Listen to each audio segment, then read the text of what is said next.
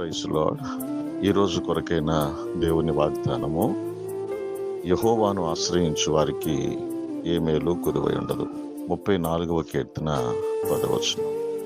ప్రభునందు ప్రియమైన దేవుని జనాంగమా, మనం ఆరాధిస్తున్న దేవుని యందు విశ్వాసం ఉంచి, నమ్మిక ఉంచి, ఆయన మార్గంలో నడుస్తూ ఆయనను ఆశ్రయించు వారందరికీ, ఆయన మీద ఆధారపడు వారందరికీ ఆయన మేలు చేసే దేవుడు. ఏ మేలు చేయక ఉండే దేవుడు కాదు. కొదువులు కొరతలు లేకుండా సమృద్ధిగా సహాయం చేసి మేలని గ్రహించి ఆ దేవుని వాగ్దానం ఈరోజు మనందరి జీవితంలో నెరవేరునుగాక.